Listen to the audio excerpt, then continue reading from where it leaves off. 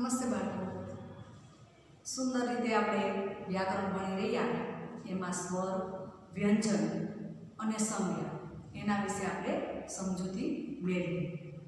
મેં તમને આગળના ક્લાસમાં કીધેલું કે હવે પછી હું તમને काल किसे कहा जाता है उनके बारे में समझाऊंगा. तो काल के कितने प्रकार हैं? 3 प्रकार हैं. कितने प्रकार हैं? 3. भूतकाल, वर्तमान काल और भविष्य काल. कितने प्रकार हैं? 3 प्रकार. आप 7वीं 8वीं कक्षा में आओगे तब उनके भी प्रकार होते हैं. सामान्य भूतकाल, सामान्य वर्तमान काल, उनके बारे में अच्छी तरह से मैं समझाऊंगी. लेकिन अभी इनके मुख्य 3 प्रकार हैं. कितने प्रकार हैं? 3 प्रकार. एक है वह है वर्तमान काल, दूसरा है भूतकाल, तीसरा है भविष्य काल. तो उनके बारे में मैं आपको समझा रही हूँ कि किससे वर्तमान काल करते हैं, किससे भविष्य काल और किससे भूतकाल. तो काल के 3 प्रकार हैं. कितने प्रकार हैं? 3. और बीते हुए समय को भूतकाल कहते हैं. बीत गया समय उनको क्या कहेंगे हम?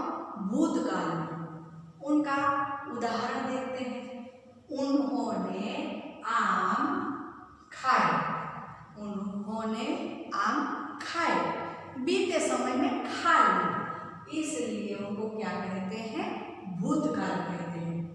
दादी ने कहानी सुनाई थी. सुनाई थी तो ये क्या हो गया? भूतकाल हो गया. भूतकाल में चला गया, बीते हुए समय की बात की गई, इसलिए उनको क्या कहते हैं? भूतकाल कहते हैं. अब दूसरा जो है वह है वर्तमान. तो इस समय जो चल रहा है समय, उनको वर्तमान समय कहते हैं. इस समय जो चल रहा है, जो कार्य हो रहा है, क्रिया अभी अभी हो रही है, उनको क्या कहते हैं? तो उनको वर्तमान काल कहते हैं. इस समय जो चल रहे समय को वर्तमान कहते हैं. तो उसके उदाहरण भी देखते हैं. रामू डाकघर जा रहा है. जा रहा है, अभी क्या हुआ? जा ही रहा है, इसलिए उनको क्या कहा जाता है? वर्तमान काल. फिर माँ खाना बना रही है, अभी बना रही है, इसलिए उनको क्या कहते हैं? वर्तमान काल कहते हैं. अब तीसरा है आने वाले समय को भविष्य काल कहते हैं. आने वाले समय को, अभी आया हुआ नहीं है, अब आने वाला है, तो आने वाले समय को भविष्य काल कहते हैं. उसमें भी उदाहरण देते हैं कि पायल कंप्यूटर सीखेगी. पायल कंप्यूटर सीखेगी. अब सीखने वाली है, सीखा नहीं है, सीख रही भी नहीं है, और सीखेगी, इसलिए भविष्य में सीखेगी. फिर कल हम पतंगे उड़ाएंगे. पतंगे उड़ाएंगे, तो कल उड़ाएंगे, अभी उड़ा नहीं रहे, उड़ा लिया भी नहीं, कल उड़ाएंगे, इसलिए क्या हो गया? भविष्य काल. तो इन काल का 3 प्रकार है: वर्तमान काल, भूतकाल और भविष्य काल. आप CW में या HW में ये जो मैंने बताए गए उदाहरण हैं, उनको आपकी कॉपी में लिख लेना. अब मैं आपको विशेषण किसे कहा जाता है उनकी माहिती मैं आपको बताऊंगी. विशेषण किसे कहा जाता है? आपकी पाठ्य पुस्तक में भी बताया गया है. आप कक्षा 5 में पाठ्य पुस्तक है, उसमें भी देखोगे तो आपको पता चलेगा कि विशेषण की माहिती भी उनमें भी दी गई है। तो विशेषण के भी भेद है, विशेषण के भी भेद है। लेकिन विशेषण किसे कहा जाता है? तो जो शब्द संज्ञा या सर्वनाम, जो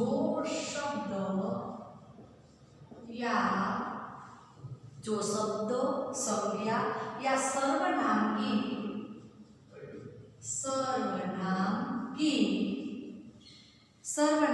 विशेषता सूचित कराता है,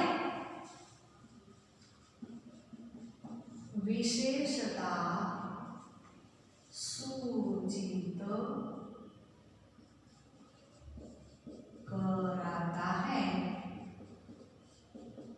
उनको क्या कहेंगे हम? उसे विशेषण कहते हैं, उसे विशेषण कहते हैं। क्या कहते हैं? उसे हम विशेषण कहते हैं। एक क्या है? व्याख्या है। जो शब्द या सर्वनाम की, जो शब्द संज्ञा या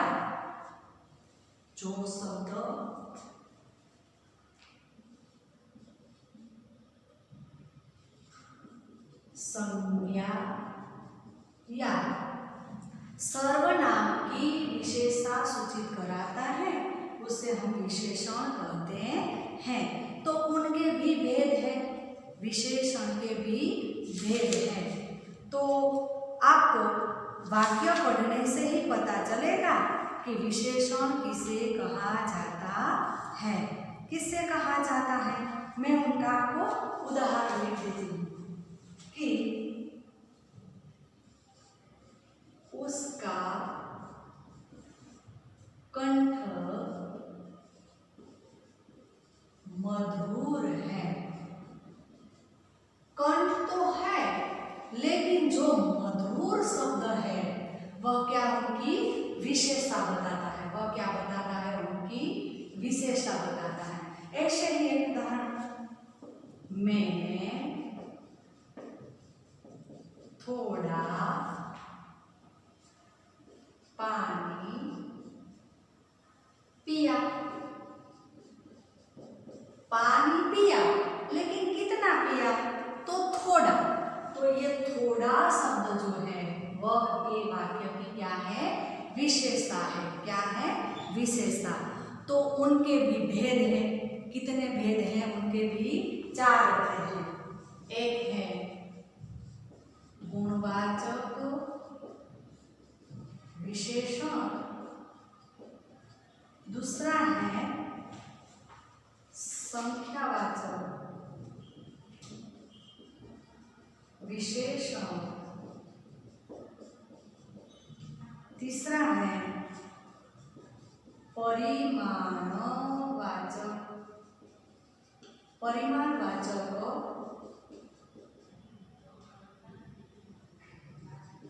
विशेषण, और चौथा जो है सार्वनामिक